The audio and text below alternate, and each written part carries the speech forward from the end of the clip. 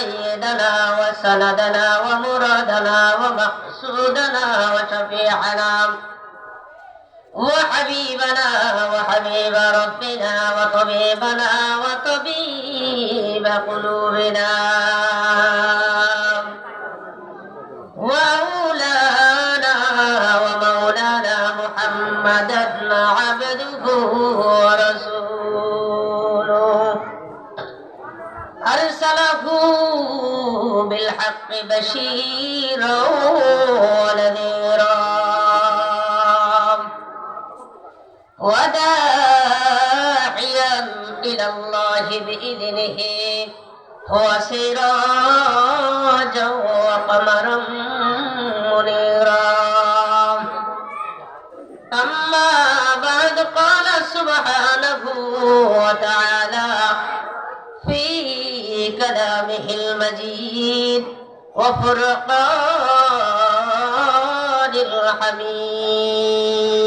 الحميد أعوذ بالله من الشيطان الرجيم بسم الله الرحمن الرحيم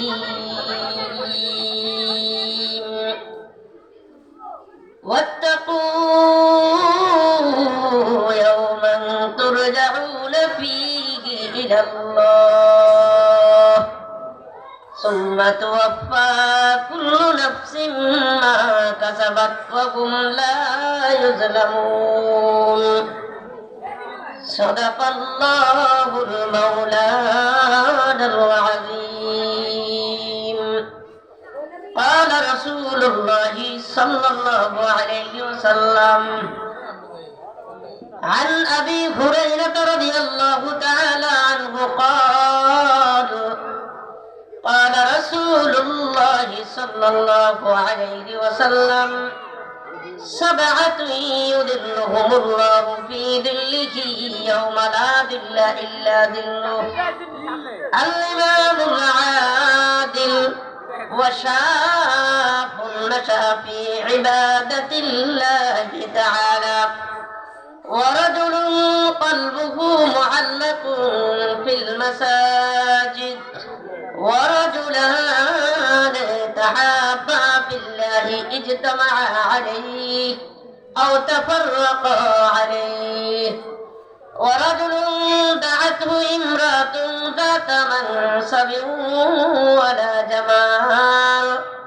فقال إني أخاف الله ورجل ذكر الله خاليا ففاضت عيناه ورجل تصدق بصدقة فأخفاها حتى لا تعلم شماله ما تنفق يمينه أو كما قال النبي عليه الصلاة والسلام اللهم صل على محمد وعلى آل محمد كما صليت على إبراهيم وعلى آل إبراهيم إنك حميد مجيد اللهم بارك على محمد وعلى آل محمد كما باركت على إبراهيم وعلى آل إبراهيم إنك حميد مجيد وقال سبحانه وتعالى في شان حبيبه ومحبوبه إن الله وملائكته يصلون على النبي يا أيها الذين آمنوا صلوا عليه وسلموا تسليما اللهم صل على سيدنا مولانا محمد وعلى آل سيدنا مولانا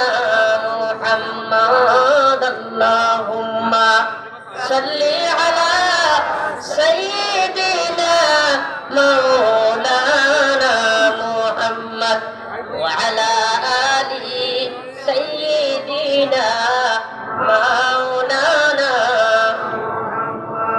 नहीं दो जहान मिसाल मोहम्मद जमाल खुदा है कमाल मोहम्मद अल्लाहुम्मा सल्ली अला सय्यिदिना मौलाना मुहम्मद व अला आलि सय्यिदिना मौलाना मोर नबी শেষ নবী আসবে না আর কোনদিন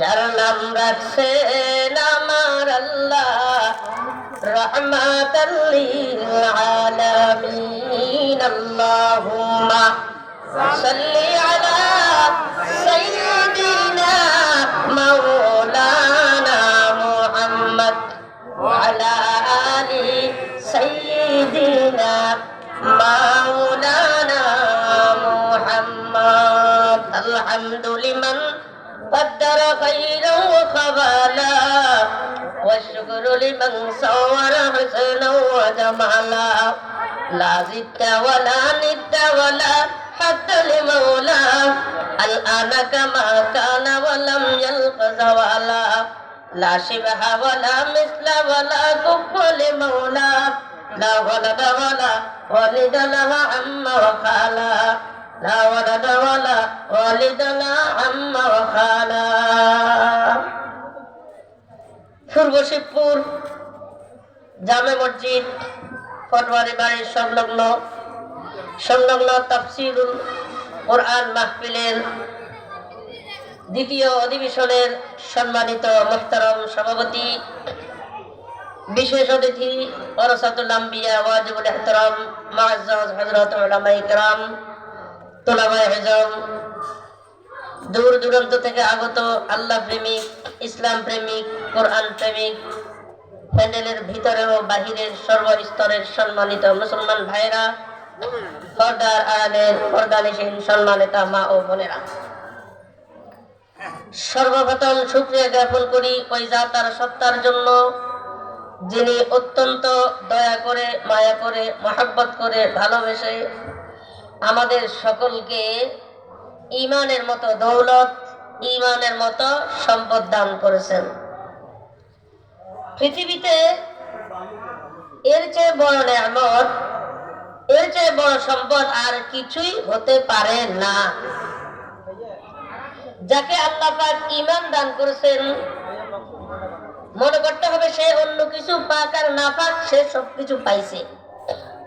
আর যার ঈমান নসিব হয় নাই সে সারা পৃথিবীর মালিক হওয়ার পরেও মনে করতে হবে সে কিছুই পায় নাই। কি বলেন? তো এই জন্য মুহতারাম হাজরিন, এটা সবচেয়ে বড় সম্পদ। আমার ঈমানকে যদি এক পাল্লায় রাখা হয়, 7 আসমান 7 জমিনকে যদি এক পাল্লায় রাখা হয়, তাহলে আমার ঈমানের পাল্লাটাই হবে ভারী। জোরে বলেন সুবহানাল্লাহ। সুবহানাল্লাহ। শুকরিয়া জ্ঞাপন করি যিনি অত্যন্ত দয়া করে মায়া করে মহব্বত করে ভালোবেসে।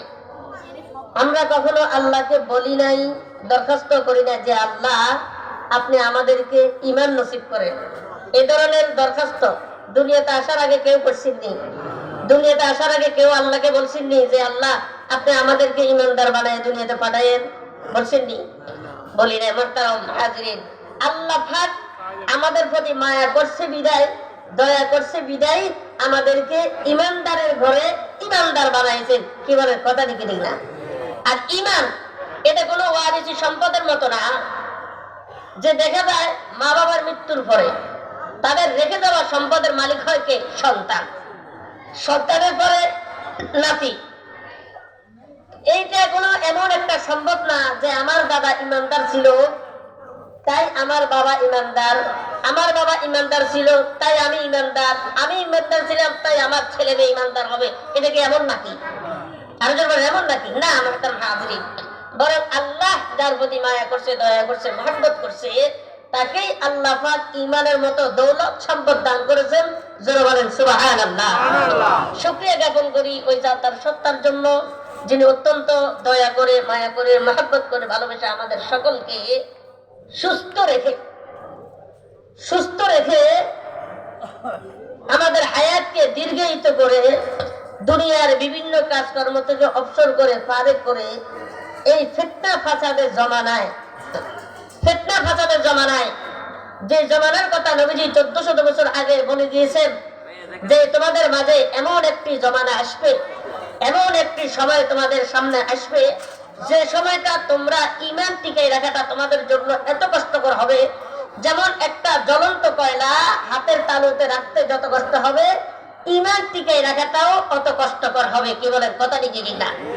এমন একটি পরিস্থিতিতে, এমন একটি ভয়াবহ অবস্থাতে, ফিতনা ফাসাদের জমানায় রব্বে কারীম অত্যন্ত দয়া করে, মায়া করে, মহব্বত করে, ভালোবেসে আমাদের সকলকে কোরআন ও হাদিসের কথা শোনা এবং বলার জন্য সুযোগ করে দিয়েছেন, তৌফিক দান করেছেন।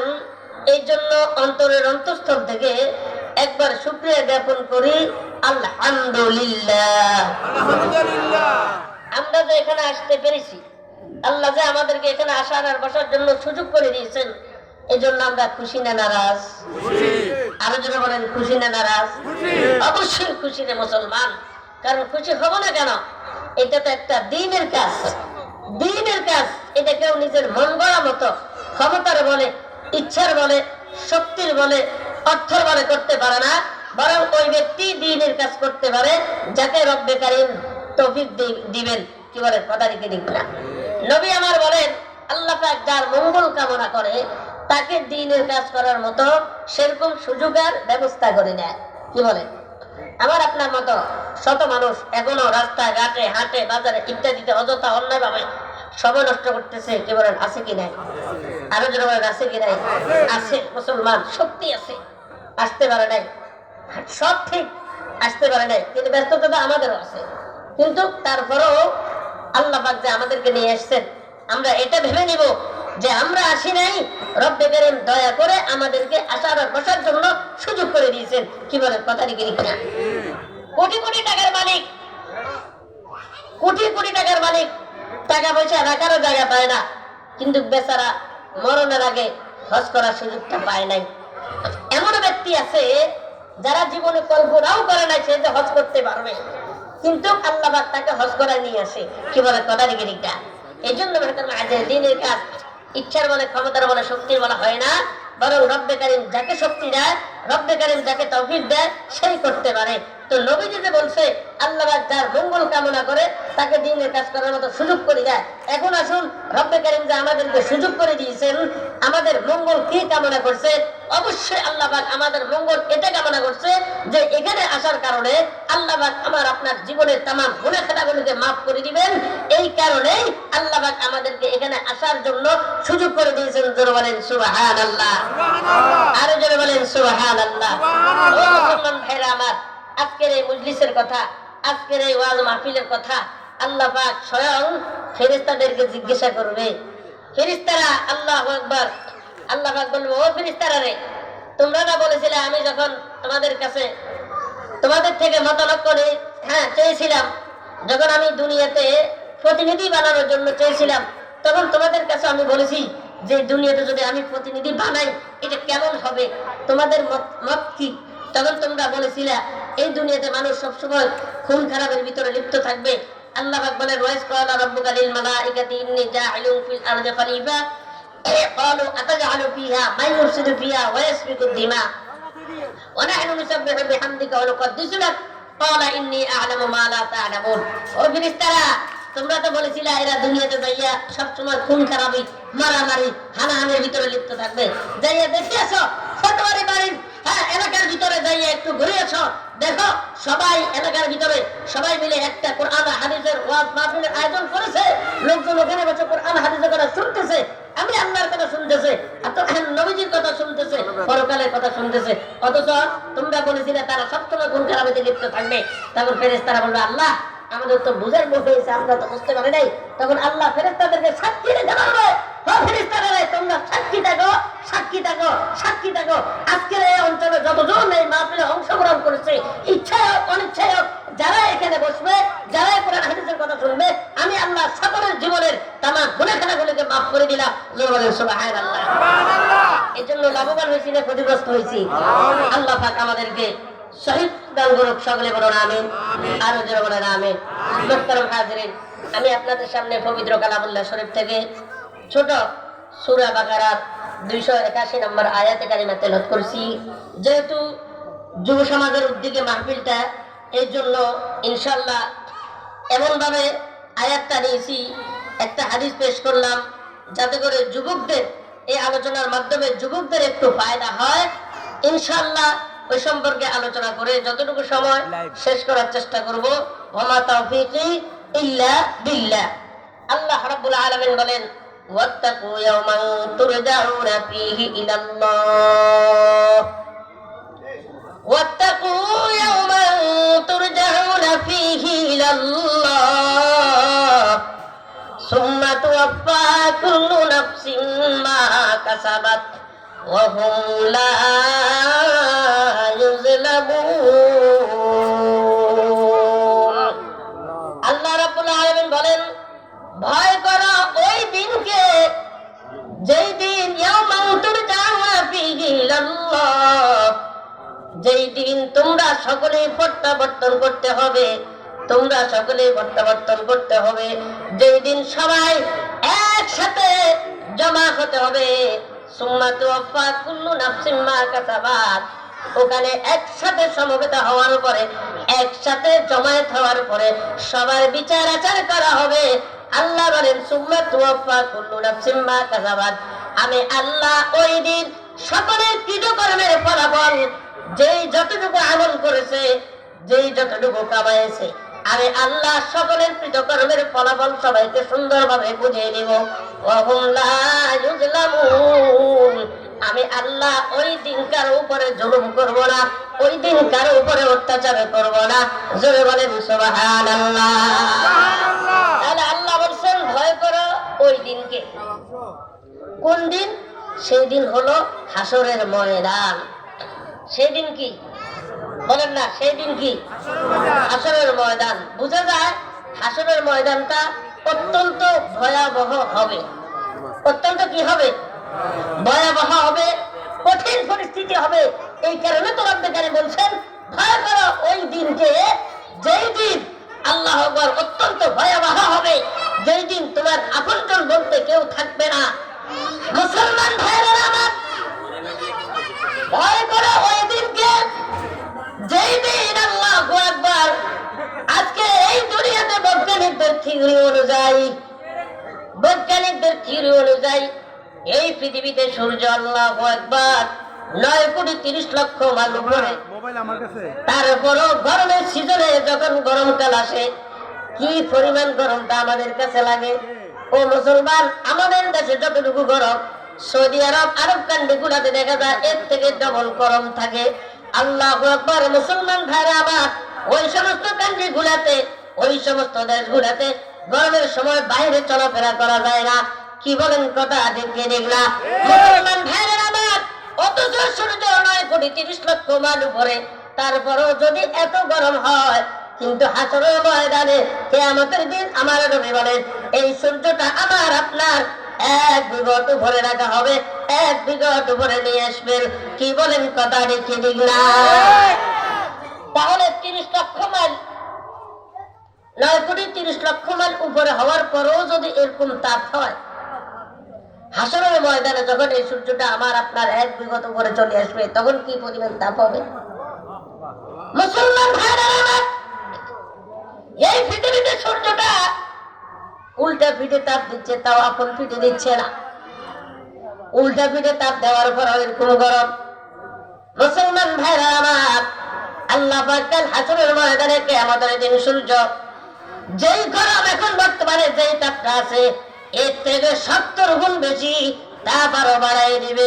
সূর্যটা আপন পিঠে তাপ দিবে, তাও এত দূরে না, আবার আপনার 1 বিঘত উপরে চলে আসবে।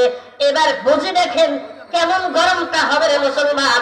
এই কারণে নবী আমার বলেন, বলেন হাসরের ময়দানে এই গরমের কারণে, এই তাপের কারণে মানুষের শরীরের ভিতরে এমন ঘাম হবে, কোন ব্যক্তি তার 1 হাত পরিমাণ তার ঘাম হবে, সে ওই ঘামের ভিতরে সাঁতার কাটতে থাকবে, কারণ আমি পর্যন্ত ঘাম ধরতে ধরতে ডুবে যাবে, কারণ পুরো শরীরটা পুরো দেহটা ঘামের ভিতরে ডুবে যাবে। আল্লাহ আকবার। মুসলমান ভাইরা আমার, এমন ভয়াবহ হবে হাসরের ময়দান। আজকে তো দুনিয়ার জমিনটা, যে জমিনটা আল্লাহ পাক আমাদেরকে দান করেছেন, যেই জমিনটা আমরা এখন বসে আছি, ওই জমিনটা লোহার না পিতলের না তামার না মাটির, বলেন আরো জোরে বলেন মাটির। আল্লাহু আকবার।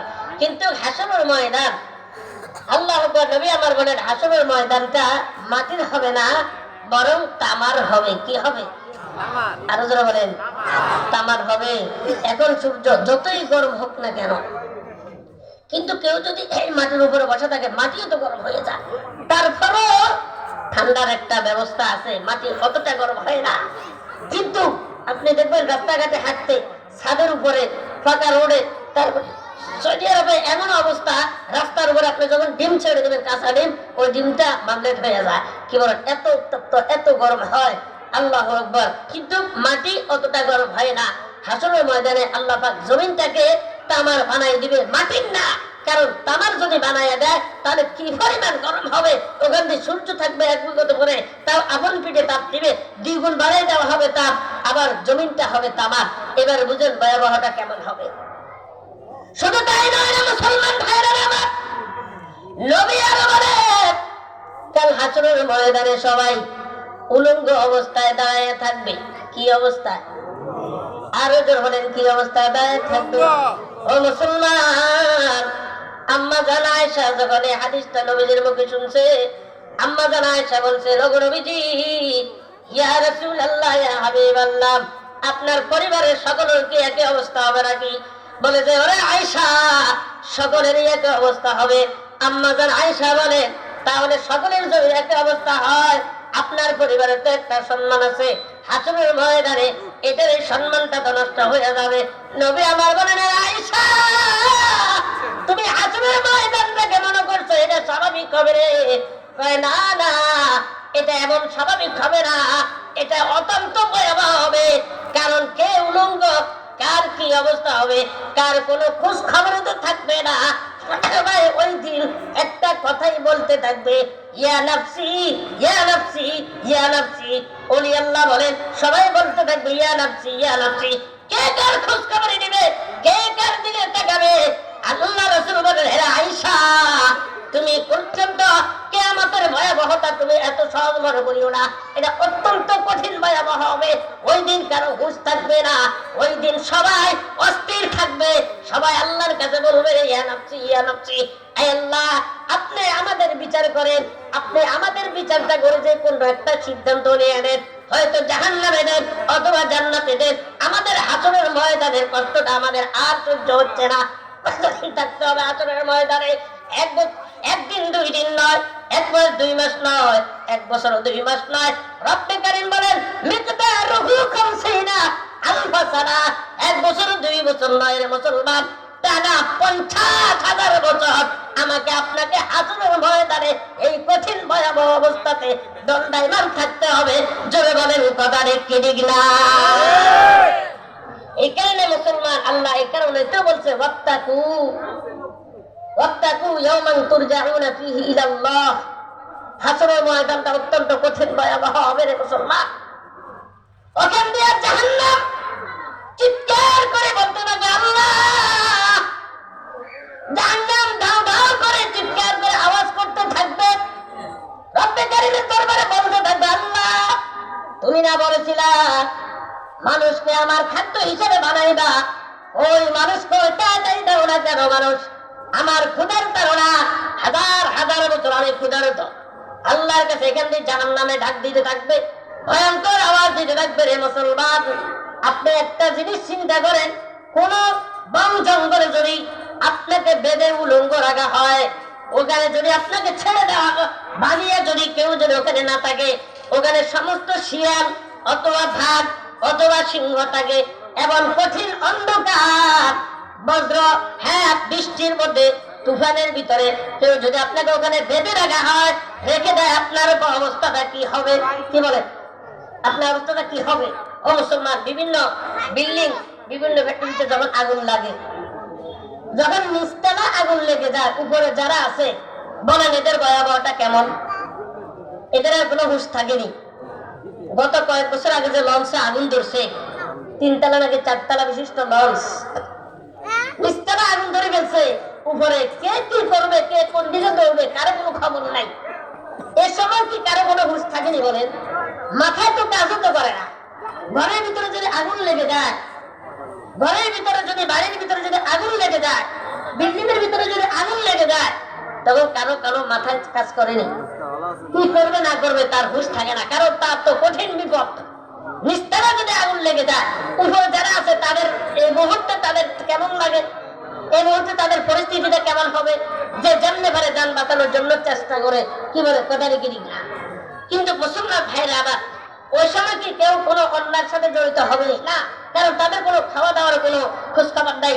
তাদের শুধু একটাই, কেমনে বাঁচবো, কেমনে আগুন থেকে রক্ষা পাবো, শুধু চিৎকার করবে, একজনকে ডাকবে, অমুককে ডাকবে, যেভাবে তারা বাঁচার জন্য চেষ্টা করে। কি বলে কোদালিগিরি না। মুসলমান ভাইরা আমার, হাসরের ময়দানে দুনিয়াতে যতই তাপমাত্রা বেশি হোক না কেন, যতই পরিস্থিতি কঠিন হোক না কেন, সূর্যের তাপ যতই বেশি লাগুক না কেন, মানুষের বাঁচার বিভিন্ন সিস্টেম আছে, উপায় আছে। কি বলে, যারা কোটিপতি এরা এসির ব্যবস্থা করে, এরা পাঙ্খার ব্যবস্থা করে, এরা বিভিন্ন ভাবে ওই গরম থেকে বাঁচার জন্য নানা রকম কৌশল অবলম্বন করে। দুনিয়াতে যখন তাপমাত্রা বেশি হয়, আমরা পানিতে পানি ব্যবহার করি, পানির থেকে ঠান্ডা উপকৃত হই, পানির ভিতরে গোসল করি, অথবা জমিনে গড়াগড়ি করি, অথবা পুনরে তো গড়াগড়ি করি। কিন্তু হাসরের ময়দানে ও মুসলমান ভাইরা আমার, এত গরম হওয়ার পরেও আল্লাহ আকবার, কোন ধরনের কোন ছায়া, কোন ধরনের কোন ঠান্ডা, কোন ধরনের কোন কিছু বাঁচতে, কোন কিছুর থেকে আমরা আল্লাহ আকবার ঠান্ডা উপভোগ করতে পারবো না।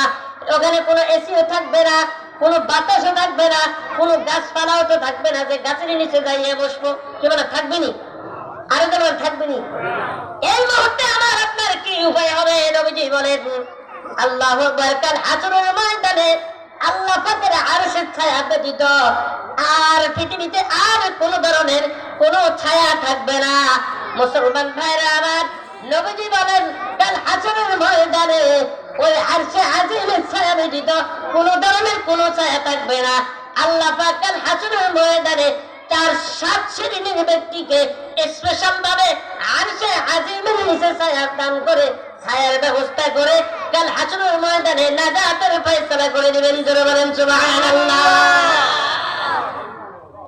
এই মর্মে আমি একটি হাদিস আপনাদের সামনে পেশ করলাম যে হাসরের ময়দানটা অত্যন্ত কঠিন, ভয়াবহ হবে। আল্লাহর আরশের ছায়া ছাড়া আর কোন ছায়া, আরো জোরে বলেন, আল্লাহর আরশের ছায়া ব্যতীত আর কোন ছায়া। সাবআতু ইউযিল্লুহুমুল্লাহু ফী যিল্লিহি ইয়াওমা লা যিল্লা ইল্লা যিল্লুহু। আল্লাহ রাসূল বলেন, কাল হাসরের ময়দানে যেদিন আল্লাহর আরশের ছায়া ব্যতীত আর কোন ছায়া থাকবে না, আল্লাহ পাক 7 শ্রেণীর লোককে আরশে আজিমের নিচে স্পেশাল ভাবে ছায়া দিয়া আল্লাহু আকবার আরামের ফয়সালা করে দিবেন। যারা বলেন সুবহানাল্লাহ। এই আরশে আজিমের নিচে আমি আপনি ছায়া পাই, চাই কি চাই না? আল্লাহ পাক আমাদেরকে আরশে আজিমের নিচে ছায়া দান করুক, এটা আমরা চাই কি চাই না? সবাই চাই না মুসলমান। তো নবীজি আবার বলেন, 7 শ্রেণীর মধ্য থেকে এক শ্রেণীর হলো, আল্লাহ রাসূল বলেন, আল ইমামুল আদিল।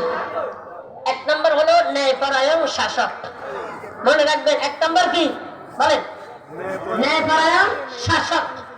যিনি শাসক থাকবেন উনি ন্যায়পরায়ণ হতে হবে, সততার সহিত রাষ্ট্র পরিচালনা করতে হবে। ন্যায়পরায়ণ তো দূরের কথা, এমন শাসক আমাদের জন্য আমাদের ভাগ্যে জুটে, এমন শাসক আমরা পাই যেই ধর্মীয় জ্ঞান যার মোটেও নাই। এই কারণে কোনটা হালাল কোনটা হারাম জনগণের কোটি কোটি টাকা আত্মসাৎ করে এরা লুটপাট করে সব খুলে দিয়ে যায়। এরা তো আরাম হালাল বুঝে না। ও মুসলমান ভাইরা আমার, আল্লাহ রাসূল বলছেন ন্যায়পরায়ণ শাসক হতে হবে। ন্যায়পরায়ণ শাসকের জন্য কয়েকটা গুণ থাকতে হবে। এটা আল্লাহ পাক বলেন আল্লাযীনা ইম্মাক্কান্নাহুম ফিল আরদি আকামুস সালাহ ওয়া আতাবুজ যাকাহ ওয়া আমারু বিল মারুফ ওয়া নাহাউ আনিল মুনকার। যারা ন্যায় পরায়ণ শাসক, এদের জন্য 4টা গুণ লাগবে। 1 নম্বর গুণ হলো এরা নামাজ নিজেও কায়েম নিজেও পড়তে হবে, আর লোকজনদেরকে নামাজের জন্য আদেশ দিতে হবে। 2 নম্বর যাকাত দিতে হবে এবং যাকাতের জন্য অন্যদেরকে আদেশ করতে হবে। 3 নম্বর নিজেও সৎ কাজের আদেশ করতে হবে, অন্যদেরকে সৎ কাজের জন্য আদেশ দিতে হবে। 4 নম্বর ওয়ানাহা আনিল মুনকার, নিজেও অসৎ কাজ থেকে ফিরে থাকতে হবে, লোকজনদেরকে অসৎ কাজ থেকে ফিরে আসার জন্য নসিহত করতে হবে, বুঝাইতে হবে। যদি বলেন কথা ঠিক না? এই কারণে আমাদের দেশের শাসকদের এই 4 গুণ আসেনি, আসেনি। কোন শাসক আল্লাহ নাই, সচ্ছল বাটপাররা আমাদের শাসন করে, আমাদের দেশ পরিচালনা করে। এই জন্য তো আমাদের দেশে অশান্তি। আজ মুসলমান ভাইরা আবার স্বাধীন হওয়ার পর থেকে এই দেশে বাংলাদেশের মানুষ শান্তিতে কেন বসবাস করতে পারে না? কারণ আমাদের কেমনে আমরা বসবাস করব? যেই ক্ষমতায় আছে সেই তো চোর বাটপার হয়। বাটপাররা আমাদের ক্ষমতায়, হ্যাঁ, তারা লালন পালন করে। এই জন্য তো দেশের শান্তির কোনো ফায়সালা নাই, শান্তি আসে না। কি বলে কথা দেখি না? এই জন্য মুসলমান ভাই আমার, আল্লাহ রাসূল, হ্যাঁ, আল্লাহ বলেন শাসকদের জন্য কয়েকটা করণীয় লাগবে। যে সমস্ত শাসক যারা রাষ্ট্র পরিচালনা করবে, মেম্বার থেকে একদম প্রধানমন্ত্রী পর্যন্ত যারা রাষ্ট্র পরিচালনা করবে, যে যে কাজের দায়িত্ব নিবে, যে কিছু দায়িত্ব নিবে, মুসলমান ভাই আমার, তাকে ওই দায়িত্ব পরিপূর্ণভাবে আদায় করতে হবে।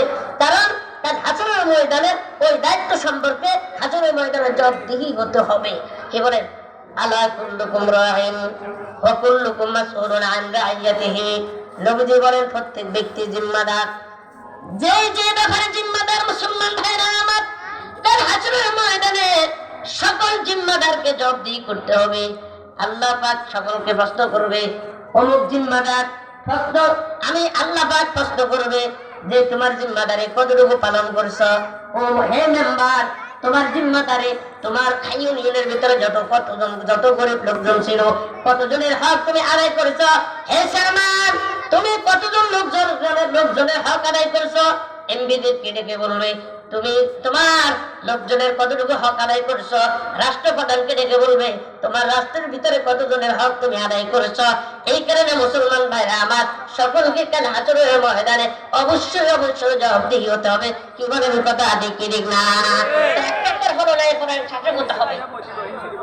আর সে আজামি নিচে সাহেব পাইতে হলে 1 নম্বর 1 শ্রেণীর প্রথম শ্রেণীর লোক হলো তারা ন্যায় পরায়ণ শাসক হতে হবে। 2 নম্বর আল্লাহ রাসূল বলছেন ওয়াশাবুন নাশাআ ফি ইবাদাতিল্লাহি তাআলা, ওই সমস্ত যুবক যারা যৌবনকালে ইবাদত বندگی করে রব্বে কারীমকে সন্তুষ্ট করতে পারবে। আমার নবী বলেন কাল হাসরের ময়দানে এই সমস্ত যুবকেরা কাল হাসরের ময়দানে আরশে আজিমের নিচে ছায়া পাবে। জোরে বলেন সুবহানাল্লাহ। বলতে পারেন হুজুর, তাহলে যুবকরা পাবে, বুড়ারা কি পাইতো না? তাহলে মুরব্বীদের কি কোনো দাম নাই? মুরব্বীরা যদি না পায় তো হেরা আমল করি আর কি লাভ? কি বলে কথা ঠিক না? আল্লাহ পাক, আল্লাহ রাসূল এক বুড়িমা মজাক করে বলছেন যে কোন বুড়ে বুড়ি তো বেহেশতে যাবে না। তখন ওই বুড়িমা কান্না শুরু করছে, আরে কি আমি বুড়ি বুড়ি যে অপরাধ করলাম, আমরা জান্নাতে যাবো না, তার ইবাদত বন্দেগী কি লাভ? ওরে কাঁদতে কাঁদতে অস্থির। তখন নবীজি বলেন আরে জান্নাতে কোনো বুড়া বুড়ি যাবে না, তবে প্রত্যেক বুড়া বুড়ি যৌবন হইয়া আল্লাহ যৌবনে পরিণত হইয়া জান্নাতে প্রবেশ করবে। জোরে বলেন সুবহানাল্লাহ। এখন আসুন, নবীজি বলছেন যারা যৌবনকালে ইবাদত করে আল্লাহকে সন্তুষ্ট করতে পারবে তারাই আরশে আজিমের নিচে ছায়া পাবে। যৌবনকালে ইবাদতের কথা কেন বলছে? কারণ হলো মুহতারাম হাজিরিন, যৌবনকালে আমার আপনার যে পরিমাণ শক্তি থাকে, বৃদ্ধ হওয়ার পরে এই পরিমাণ শক্তি থাকেনি। কথা বলেন না, গায়ে পরে শক্তি থাকেনি। বৃদ্ধ হওয়ার পরে আল্লাহ বলতে আব্বা চলে আসে মুখে দি কি কর। যৌবনকালে দেখা যায় এত সময় আল্লাহ আকবার একসাথে হয়তো দেখা যায় অনেক রাকাত নফল নামাজ আমরা পড়তে পেরেছি, কিন্তু বৃদ্ধ হওয়ার পরে 2 রাকাত পড়তে হাঁটাহাঁটি বাইর হয়ে যায়। যৌবনকালে দেখা যায় এক অজু দিয়া কয় ওয়াক্ত পড়েছি, কিন্তু বৃদ্ধকালে আল্লাহু আকবার অজু ঠিক মতো থাকে না, ঠিক মতো আমার অজু থাকে না, নামাজ পড়তে কষ্ট, ইবাদত বন্দেগী করতে করতে কষ্ট, মসজিদে আসতে কষ্ট। কি বলে কথা ঠিক না? এই জন্য মুসলমান ভাইরা আমার, আল্লাহ পাকের কাছে যৌবনকালের ইবাদত সবচাইতে প্রিয়। কেন? কারণ হলো আমাদের দেশে তো চাকরি করার জন্য যাদের 40 বছর যা হয়ে যায় তাদেরকে সহজে চাকরিতে জয়েন করতে চায় না। কি বলেন? সরকারি চাকরিতে নিতে চায় না, যে কোনো কাজকর্মতে নিতে চায় না। কেন? উনার টেম্পার শেষ, ওনার যৌবন শেষ, ওনার যৌবন 40 বছর পর্যন্ত ওনার শক্তি ছিল, এখন ওনার শক্তি শেষ, দুনিয়ার কাজে ওনাকে আর নিয়োগ করা যাবে না, ওনাকে আর নিয়োগ দেওয়া যাবে না। তাহলে দুনিয়ার কাজে যদি নিয়োগ দেওয়া না যায়, দুনিয়ার মানুষ যদি 40 বছর হওয়ার পরে যদি গ্রহণ না করে, তো আমার আল্লাহ তো কিভাবে 40 বছর হওয়ার পরে যৌবনকালের ইবাদত বাদ দিয়া বৃদ্ধকালের ইবাদত আমার আল্লাহ কিভাবে পছন্দ করবে? কারণ এই জন্য আল্লাহ আমাদেরকে এটাই বুঝাতে চাচ্ছে, এই যুবকেরা যৌবনকাল থাকতে থাকতে আল্লাহ পাকের ইবাদত বন্দেগী করো। কারণ যখন তুমি বার্ধক্য উপনীত হয়ে যাইবা, তখন তুমি ঠিকঠাক মতো চাইলেও ইবাদত করতে পারবা না। কি বলেন? কথা কি ঠিক না? কি বলেন? কথা কি ঠিক না? এই জন্য মুসলমান ভাইরা আমার, যৌবনকালের ইবাদত আল্লাহর কাছে কি বলেন? প্রিয়। যারা যৌবনকালে ইবাদত করে আল্লাহকে সন্তুষ্ট করতে পেরেছে, তারাই আরশে আযমের নিচে ছায়া পাবে। জোরে বলেন সুবহানাল্লাহ। সময় কম, তারপরে সংক্ষেপে আমি বলে যাই, যারা আমাদের দেশে সরকারি চাকরি থেকে যারা রিটায়ার হয়ে যায়, সরকারে এদেরকে ফুল বেতন না দিলেও অন্তত একটা কিছু অংশ বেতন দেয়, মৃত্যু পর্যন্ত এদের পেনশন দিয়ে থাকে। দেয়নি? আজীবন পেনশন রেখে দেয় না? অবশ্যই দেয়। মুসলমান ভাইরা আমার, আমার আল্লাহ ও দুনিয়ার মানুষ যদি পেনশন দিতে পারে, তা আল্লাহ কি অবশ্যই পারে না? 3 শ্রেণীর লোককে আমার আল্লাহ পেনশন দিয়ে থাকে। এক শ্রেণীর হলো মুসাফির, দ্বিতীয় শ্রেণীর হলো ওই যুবক যারা যৌবনকালে ইবাদত বন্দেগী করছে, এখন বার্ধক্য উপনীত হওয়ার কারণে ঠিকঠাক মতো ইবাদত বন্দেগী করতে পারে না। আল্লাহ ওই সমস্ত বৃদ্ধদেরকেও পেনশন দিয়ে থাকে। 3 নম্বর, যারা অসুস্থ এদেরকেও আল্লাহ পেনশন দিয়ে থাকে। এবার আমি একটা একটা করে বুঝাই দিই। যারা মুসাফির, মুকিম অবস্থায় যারা ইবাদত বন্দেগী করতে পারছে, মুসাফির অবস্থায় আল্লাহ আমাদেরকে শীতল করে দিয়েছেন। এখন মুসাফিরের কারণে আমরা ঠিকঠাক মতো ইবাদত করতে পারি না। দেখা যায় যদি আমাদের ইবাদতের ভিতরে ব্যাঘাত ঘটে, কোনো ত্রুটি হয়ে যায়, রব্বুল ফেরেশতাদেরকে বলে, ও ফেরেশতারে, আমার এই বান্দা বান্দি মুকিম অবস্থায় ঠিকঠাক মতো কোন ইবাদত করছে, ত্রুটি করে নাই, আজকে মুসাফির অবস্থায় সে ঠিক মতো ইবাদত করতে পারতেছে না, চেষ্টা করতেছে। মুকিম অবস্থায় যে পরিমাণ ইবাদত করার সওয়াব পাইছে, মুসাফির অবস্থায় মুকিম অবস্থায় ইবাদত করলে যেরকম সওয়াব পাইতো, আজকে মুসাফির অবস্থায় ইবাদত যদিও না করতে পারে, তুমি তার আমলনামায় ভরপুর সওয়াব লিপিবদ্ধ করে দাও। জোরে বলেন সুবহানাল্লাহ। মুসলমান ভাইরা আমার, যারা অসুস্থ অবস্থায় ঠিকঠাক করে ইবাদত বন্দেগী করতে পারে, ইবাদত বন্দেগী করবে। আল্লাহ আকবার, অসুস্থ হয়ে যাওয়ার পরে ইবাদত বন্দেগী করতে পারে না। দেখা যায় যে সময় সুস্থ ছিল 5 ওয়াক্ত নামাজ জামাতের সহিত মসজিদে এসে আদায় করতো, এখন বার্ধক্য উপনীত হওয়ার কারণে, এখন অসুস্থ হওয়ার কারণে বেচারা চেষ্টা করলেও মসজিদে আসতে পারে না। আল্লাহ পাক ফেরেশতাদেরকে বলেন, ও ফেরেশতারা রে, যারা দেখ আমল লিপিবদ্ধ করো, ও ফেরেশতারা রে, আমার এই বান্দা দেখো এত বছর পর্যন্ত সুস্থ থাকা অবস্থায় 5 ওয়াক্ত নামাজ মসজিদে যাইয়া পড়তো, এখন অসুস্থ হয়ে যাওয়ার কারণে পড়তে পারে না, তারপরে বেচারা চেষ্টা করে মসজিদে আসার জন্য। ও ফেরেশতারা রে, এই বেচারা মসজিদে আসে পড়লে যে পরিমাণ সওয়াব পাইতো, এখন যে অসুস্থ থাকার কারণে ঘরে বসে নামাজ পড়ে, ওই মসজিদের সওয়াবটা তার আমলনামায় তুমি লিপিবদ্ধ করে দাও। জোরে বলেন সুবহানাল্লাহ। 3 নাম্বার, যারা যৌবনকালে ইবাদত করে রব্বে কারীমকে সন্তুষ্ট করতে পারবে, বার্ধক্য উপনীত হওয়ার পরে এখন দেখা যায় আল্লাহ বলতে আব্বা আসে, ও মুসলমান ভাইরা আমার, ঠিকঠাক মতো কমন সেন্স ঠিক নাই, মাথার ব্রেন ঠিক নাই, এক রাতে দেখা যায় সিজদা হলো 2টা, এই বাচ্চারা দেখা যায় 10-12টা একসাথে সেজদা দিয়ে ফেলছে, 2 রাকাতে অনেক সেজদা দিয়ে ফেলছে। আবার ইমাম সাহেবের আগে দেখা যায় বেচারা সালাম ফিরাই ফেলে, তার ওই মাথার ব্রেনটা সে বার্ধক্য প্রবণিত হওয়ার কারণে সে ঠিকঠাক মতো ইবাদত করতে পারে না। আল্লাহ পাক ফেরেশতাকে বলে, ও ফেরেশতারা রে, আমার এই বান্দা বান্দি যৌবনকাল যুবতী থাকতে ঠিকঠাক মতো ইবাদত করেছে, আজকে বার্ধক্য উপনীত হওয়ার কারণে ঠিকঠাক মতো ইবাদত করতে পারতেছে না, কিন্তু চেষ্টা করে। ও মুসলমান, ও ফেরেশতারা রে, আল্লাহু আকবার, এই বান্দা বান্দিরা যৌবনকালে যেরকম ইবাদত বন্দেগী করেছে, আজকে যদিও ইবাদতের ভিতরে তুমি দেখা যায়, কিন্তু তুমি ইবাদতের সওয়াব লিপিবদ্ধ করার সময় পরিপূর্ণ সওয়াবটা লিপিবদ্ধ করে দিও। তার নামাজ হোক বা না হোক, তার রাকাত নামাজ সুস্থ থাকা অবস্থায় যৌবনকাল অবস্থায় যেরকম পড়লে সওয়াব পাইতো, ওই পরিমাণ সওয়াব, একই সওয়াব তুমি তার আমলনামা দিয়ে দাও। জোরে বলেন সুবহানাল্লাহ। এই জন্যই আল্লাহ পাক এই 3 শ্রেণীর ব্যক্তিকে পেনশন দিয়ে থাকে। মনে রাখবেন, তাহলে যৌবনকালের ইবাদত আল্লাহর কাছে অতি কি বলেন, অতি প্রিয়। আল্লাহর অতি প্রিয়। বুঝতে পারলেন? কিন্তু আমাদের দেশে তো উল্টা, এখনো বয়স হয় না, বয়স হলে তারপরে নামাজ কালাম ধরুন, কি বলেন? এই জন্য যে সমস্ত যুবক ভাইরা আছেন, অনুরোধ করবো, এখন হ্যাঁ ছোটবেলা শিখছেন, যৌবনকালে ইবাদত করবেন, বার্ধক্য আপনি এটা উপভোগ করবেন। আপনি চেষ্টা করলেও দেখা যায় বার্ধক্য খাওয়ার পর আপনি চেষ্টা করলেও ঠিক মতো আবেদন করতে পারবেন না। আমাদের দেশে পুরাই উল্টা, হজ বিভিন্ন রাষ্ট্র থেকে হজ করতে দেখি, হ্যাঁ আল্লাহ দেখা যায় যুবতীরা হজ করার জন্য আসে, কিন্তু আমাদের দেশে অপেক্ষা থাকে কখন উনি সরকারি চাকরি থেকে রিটায়ার হবে, কখন উনি 40 বছর 50 বছর হবে, তখন উনি হজ করতে যায়। কিন্তু হজ করতে যায়, হজের আকাম ওনার দিনও পালন করতে পারে না, কি বলেন? পারেনি, আর পারেনি। এখানে উচিত তো যৌবনকালের ইবাদত করা, যে ইবাদত করবো যৌবনকালের ইবাদত আল্লাহর কাছে প্রিয়, কি বলে কথা ঠিক না? তাহলে বুড়াবুড়ি হওয়ার পরে আমাদের সমাজে যদি দাম না থাকে, তো বুড়াবুড়ি হওয়ার পরে ইবাদত বন্দেগী যৌবনকালে করে যায়, এই ইবাদত বন্দেগী আল্লাহর কাছে গিয়ে গ্রহণ হবে না, আর হবে না। ও মুসলমান, না, বুড়াবুড়ির আবার হয়তো এটার দ্বারা অনেকে দেখি মুরব্বীদেরকে অসম্মান করবেন না, এটার দ্বারা মুরব্বীদেরকে কি অসম্মানই করা নাকি? না, বুড়াবুড়িরও দাম আছে, মুরব্বীদেরও দাম আছে। দেখিয়ে, কারণ মুরব্বীরা ছাড়া, বৃদ্ধরা ছাড়া সমাজের লোকজন চলতেও পারে না, বা ওনাদের প্রত্যেক ফসলের গোড়া গোড়া দিলে বুদ্ধি থাকে, কি বলে? থাকে না? থাকে।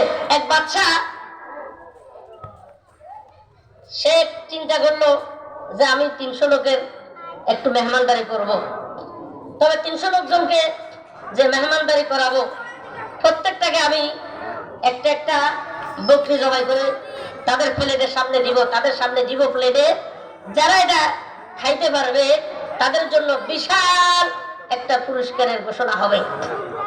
তখন বাদশা দিন তারিখ নির্দিষ্ট করলো, তার কর্মকর্তাদেরকে বললো যে এলাকার ভিতরে দাওয়াত দিয়ে দাও, এলাকার ভিতরে দাওয়াত দিয়ে দাও।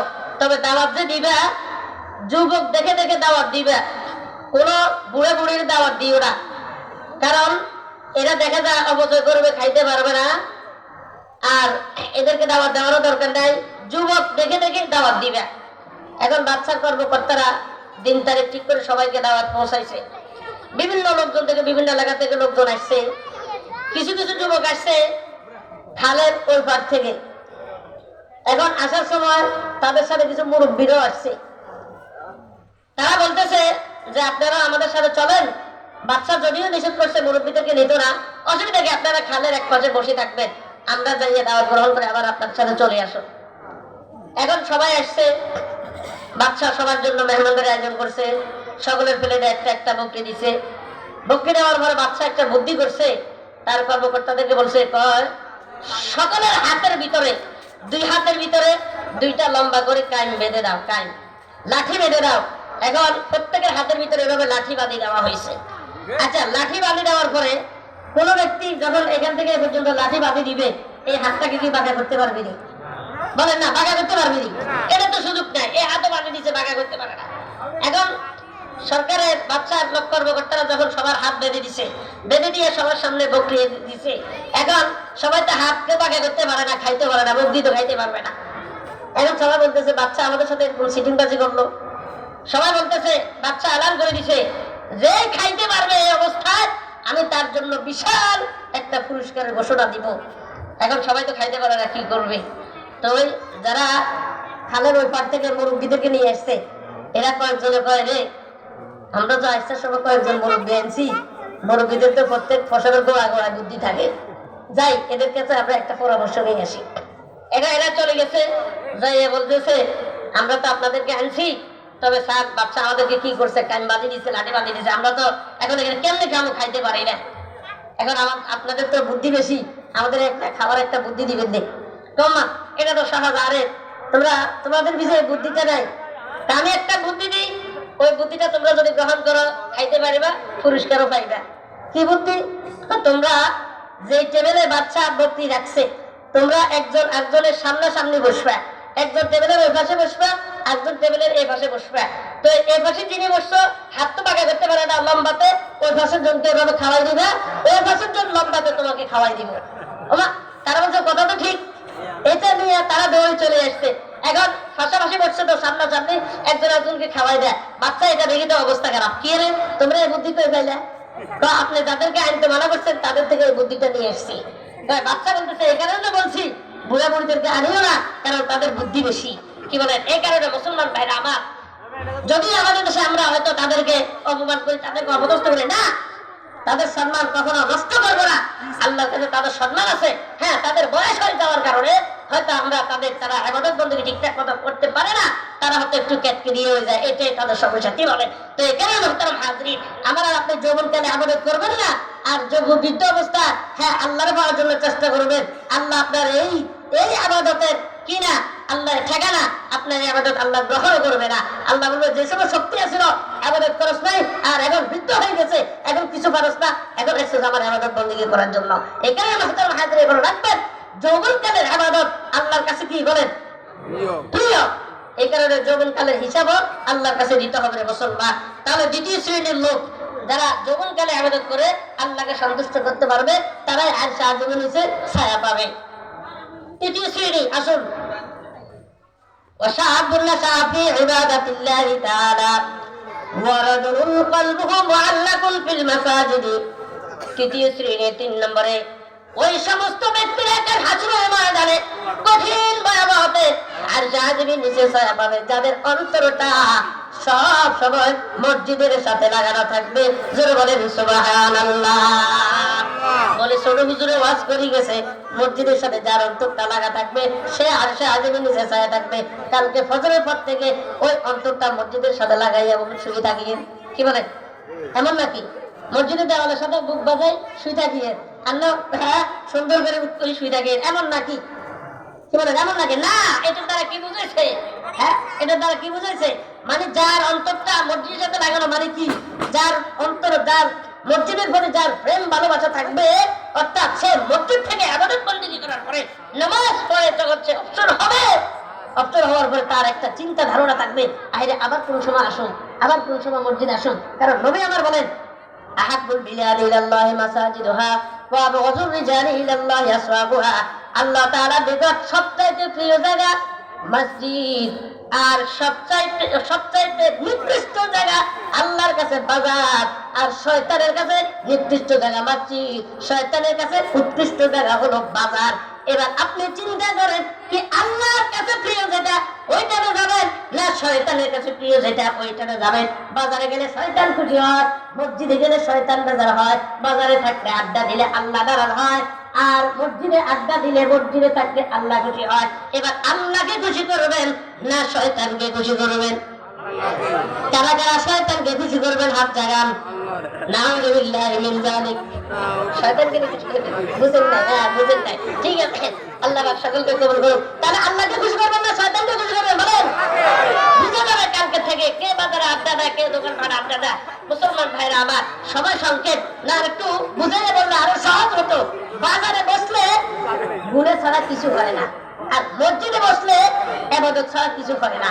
কি বলেন? মসজিদে যতক্ষণ পর্যন্ত থাকবো আল্লাহর রহমত আমার উপর অবতীর্ণ হতে থাকবে। নামাজের জন্য আমি মসজিদে অপেক্ষা করবো, নামাজের সওয়াব আমার আমলনামায় লিপিবদ্ধ করা থাকবে। আর নামাজ শেষ করে আমি যখন কিছুক্ষণ সময়, আমরা নামাজ শেষ করে মসজিদে বসে থাকি না? বসিনি? যে জন্য বসে থাকি, ফেরেশতারা আমাদের জন্য কয়েকটা দোয়া করতে থাকে। আল্লাহুম্মা সাল্লি, আল্লাহুম্মা গফির, আল্লাহুম্মা রহম। আয় আল্লাহ তুমি তাকে মাফ করে দাও। আয় আল্লাহ তুমি তার উপর রহম করো। আয় আল্লাহ তুমি তার জীবনের তামাম গুনাহ কাটাগুলো মাফ করে দাও। জোরে বলেন সুবহানাল্লাহ। এজন্য মসজিদে থাকলে নিরাপদ। যতক্ষণ পর্যন্ত মসজিদে থাকবো আল্লাহ পাকের পক্ষ থেকে আমার উপর রহমত অবতীর্ণ হতে থাকবে রে মুসলমান। কি বলেন কথা নাকি ঠিক না? সাহাবায়ে কেরামের জমানায় যখন সাহাবায়ে কেরামকে খোঁজ করা হতো, কাউকে যদি জিজ্ঞাসা করতো যে অমুক সাহাবী কোথায়, বলতো যে মসজিদে। কখন আসবে জানা নাই। কখন আসবে বলেন না, কখন আসবে জানা নাই। আর অমুক সাহাবী কোথায়, বাজারে গেছে। কখন আসবে, এটা এখনই চলে আসবে, একটু অপেক্ষা করেন। আর আমাদেরকে যদি বলা হয় আব্দুল সামাদ ভাই দেখছেননি, কয় মারাফা বাজারে গেছে, কখন আসবে বলতে পারি না। হয়তো দেখা যায় রাত 1টা বাজে আসতে পারে, কারণ দোকান ফাটে গেছে, সবসময় বিড়ি খাবে আর আড্ডা দিবে। ও আড্ডা দিতে দিতে রাত 1টা 2টা বাজে যায়। আর যদি খোঁজ করা হয় আব্দুল সামাদ কোথায় গেছে, যদি বলা হয় মসজিদে গেছে, কখন আসবে, এই অপেক্ষা করেন, এখনই চলে আসবে। কি বলেন? এতটুকু সাহাবায়ে কেরামেরা আমাদের মাঝে পার্থক্য। সাহাবায়ে কেরামের ব্যাপারে মসজিদে যখন তাদেরকে বলা হতো যে মসজিদে গেছে, কখন আসবে জানা নাই। এবার চিন্তা করেন, তারা মসজিদে গেলে আসতে চায় না। আর আমাদের ব্যাপারে যখন জিজ্ঞাসা করা হয়, যদি বলা হয় মসজিদে গেছে, তো চলে আসবো, 2-3 মিনিট 5 মিনিট 10 মিনিট অপেক্ষা করেন। আর যদি বলা হয় বাজারে গেছে, কখন আসে এটার কোনো জানিও না, নিশ্চয়তা নাই, হয়তো রাত 12টা 1টা। কি বলে কথা ঠিক না? এর জন্য মুসলমানরা 3 নম্বর মনে রাখবেন, যাদের অন্তর, যাদের প্রেম ভালোবাসা মসজিদে থাকবে, যারা নামাজ ঠিকঠাক করে আদায় করবে, আল্লাহর ঘর। হ্যাঁ, মসজিদের খোরা হলো মুসল্লি। সাহাবায়ে কেরামের জমানায়, আগের জমানায় মসজিদ ছিল কাঁচা, মুসল্লি ছিল পাকা। আর আমাদের সমাজে, আমাদের যুগে মসজিদ হয়েছে পাকা, মুসল্লি হয়েছে, আরেকজন বলে মুসল্লি হয়েছে কাঁচা। মসজিদের খোরাক হলো মুসল্লি, মসজিদের খোরাক টাইস না, মসজিদের খোরাক এসি না, মসজিদের খোরাক সৌন্দর্য না, মসজিদের খোরাক হলো কি বলেন মুসল্লি। যদি মসজিদকে আমরা আবাদ করতে পারি, হাসরের ময়দানে এই মসজিদ আমাদের পক্ষে সুপারিশ করে জান্নাতে নিয়ে যাবে। সুবহানাল্লাহ। তাহলে 3 নম্বর শেষ। 4 নম্বর আসুন, ওয়ারাজুলান তাহাব্বা ফিল্লাহি ইজতামা আলাইহি ওয়া তাফাররাকা আলাইহি। 4 নম্বর, চতুর্থ শ্রেণী ওই সমস্ত লোকেরা যারা কাউকে ভালোবাসতো, একে অপরকে ভালোবাসতো আল্লাহর জন্য, আবার দুশ্মনীও করতো আল্লাহর জন্য, দুনিয়ার কোনো স্বার্থ তার ভিতরে নাই। এমন শ্রেণীর ব্যক্তিও কাল হাসরের ময়দানে আল্লাহ পাকের আরশে আযমের নিচে ছায়া পাবে। জোরে বলেন সুবহানাল্লাহ। 5 নম্বর, ওয়ারাজুলুন দাআতহু ইমরাতুন যাতা মানসাবিন ওয়া জামাল। 5 নম্বরে মনে রাখবেন, ওই সমস্ত যুবক যাদেরকে কোন সুন্দরী নারী, কি সুন্দরী, সুন্দরী নারী, সুন্দরী লেডিস, বংশীয় লেডিস, বংশীয় নারী, সুন্দরী নারী গুনার কাজের জন্য আহ্বান করেছে, গুনার কাজের জন্য আই লাভ ইউ জানাইছে, গুনার কাজের জন্য, অবৈধ কাজের জন্য আপনাকে আহ্বান করেছে, কোন যুবককে আহ্বান করেছে, যুবক যদি সাথে সাথে বলতে পারে ইন্নী আখাফুল্লাহ রাব্বাল আলামিন, ওই যুবক যদি ওই সুন্দরী নারী, ওই সুন্দর বংশীয় নারীর প্রস্তাবে যদি রাজি না হইয়া এটা বলতে পারে যে আমি তোমার এই কুমন্ত্রণাতে, তোমার এই প্রস্তাবে আমি গ্রহণ করতে পারি না, কারণ আমি আমার আল্লাহকে ভয় করি, আমি এই কাজে লিপ্ত হব না, সাথে সাথে যদি এই কথাটা বলতে পারে ইন্নী আখাফুল্লাহ রাব্বাল আলামিন, আমি তো আল্লাহকে ভয় করি, আমি গুনাহের কাজে লিপ্ত হতে পারবো না, এমন যুবকদেরকেও কাল হাসরের ময়দানে রব্বে কারীম আরশে আযমের নিচে ছায়া দিবে। জোরে বলেন সুবহানাল্লাহ। তাই মাথায় হাত দিয়ে বলতে পারবেন নি, কোন সুন্দরী নারী, কোন লেডিস যদি আপনাকে হ্যাঁ কোন কি অফার দেয়, আপনি আবার বিরত থাকবেন। আপনি খাওয়ার জন্য আরো কত বাহানা করেন, কি বলেন বাহানা করি না খাওয়ার জন্য, কেমনে তাকে পাবো, কোনোভাবে যদি তার প্রেমে আমি পড়তে পারি, কেমনে তার প্রেমে আমি পড়তে পারি, শুধু ওই দান্দায় থাকি। কি বলেন? এই জন্য আল্লাহ রাসূল বলছেন, কোন যুবতী যদি কাউকে আহ্বান করে তার ডাকে সাড়া না দিয়া সে যদি বিরত থাকতে পারে, সেও আরশে আযমের নিচে ছায়া পাবে। কত নম্বর গেছে? 5। মনে রাখবেন কত নম্বর গেছে? 5। আসুন 6 নম্বর, ওয়ারাজুলুন যাকারাল্লাহু খালিয়ান ফাফাযাত আইনা। ওই সমস্ত লোকেরা কাল হাসরের ময়দানে আরশে আযমের নিচে ছায়া পাবে যারা যখন একাকী হয়, নির্জনে থাকে, নির্জনে থাকিয়া আল্লাহর কাছে কান্নাকারি করবে। নির্জনে যখন থাকে তাদের 2 চোখ দিয়ে পানি বের হইতে থাকে, জাহান্নামের ভয়। সারা পৃথিবীর আল্লাহু আকবার, একটা চোখ হয় সারা পৃথিবীর যত পানি আছে সমস্ত পানি দিয়ে জাহান্নামের আগুন নিভানো সম্ভব না, কিন্তু এক ফোঁটা চোখের পানি দিয়ে জাহান্নামের আগুন নিভানো সম্ভব। জোরে বলেন সুবহানাল্লাহ। এই জন্য মুসলমান কেউ যদি নির্জনে থাকিয়া আল্লাহর ভয়, জাহান্নামের ভয়ে, হাসরের ময়দানের ভয়ে, কবরের অন্ধকার জগতের ভয়ে, ও মুসলমান ফুলসিরাতের ব্রিজ কিভাবে পার হবে, ওই ভয়ে যদি তার অন্তর ভয়ে আসার পরে যদি দুই চোখ দিয়ে পানি বের হয়, আর যদি সে কান্নাকাটি করতে পারে, এমন লোক কাল হাসরের ময়দানে আর সে আজমির নিচে ছায়া পাবে। যারা বলেন সুবহানাল্লাহ। কত নম্বর গেছে? কত নম্বর? আসল 7 নম্বর। ওয়ারাজুলুন তাসাদ্দাকা বিসাদকাতিন ফাআফাহা হাত্তা মা তা'লামা শিমালু হাত্মা তুনফিকু ইয়ামিনু। নবী আমার বলেন 7 শ্রেণীর ব্যক্তি, 7 নম্বরে হলো ওই সমস্ত ব্যক্তিরা যারা আল্লাহর জন্য দান করবে, যা কিছু দান করবে এই হাতে দান করবে, এই হাতে টের পাবে না, অর্থাৎ গোপনে দান করবে। আল্লাহ পাক ওই সমস্ত লোকদেরকে কাল হাসরের ময়দানে আরশে আজিমের নিচে ছায়া দান করবে। যারা বলেন সুবহানাল্লাহ। বুঝছেন নি? যারা আল্লাহ রাস্তায় দান করবে, 1 টাকা থেকে কোটি টাকা, 1 টাকা থেকে কোটি টাকা আল্লাহ রাস্তায় দান করবে, নিজের বাহাদুরির জন্য না, নিজের কি জন্য না। আজকাল তো দেখেন না, 1 লাখ টাকা দান করলে বা আমার নামটা সাইনবোর্ডে লিখে দিয়ে সৌজন্যে অমুক কদম আলী, সেজন্য অমুক কলা গাছ আলী, আম গাছ আলী, কি বলে। কিন্তু নবীজি বলছেন এই হাতে দান করছি, এই হাতে টের পাবে না, দান করতে হবে গোপনে। 1 টাকা হোক কোটি টাকা হোক, যদি আমি 1 টাকা দান করি সহি নিয়তে, কোটি টাকা সওয়াব। কোটি টাকা দান করব দেখানোর জন্য, 1 টাকারও সওয়াব পাবো না। কি বলেন? কথা দেখি ঠিক না? এই জন্য মুহতারাম হাজিরিন, দান খরচ যখনই করবো, যে কোনো আমল করবো আল্লাহ সন্তুষ্টির জন্য করবো। দান সদকা যখনই করবো, গোপনে গোপনে দান সদকা করবো, ওটাই আল্লাহর কাছে প্রিয় হবে। কি বলে? কথা দেখি ঠিক না? তাহলে 7 শ্রেণীর ব্যক্তি কাল হাসরের ময়দানে আরশে আজিমের নিচে কিভাবে ছায়া পাবে? মনে থাকবে না? 7 শ্রেণীর কথা মনে থাকবে নি? আল্লাহ পাক আমাদের সকলকে এই 7 শ্রেণীর অন্তর্ভুক্ত হইয়া কঠিন ভয়াবহ অবস্থাতে আরশে আজিমের নিচে ছায়ার ব্যবস্থা করে দেখ। সকলে বলেন আমিন। আরো জোরে বলেন আমিন।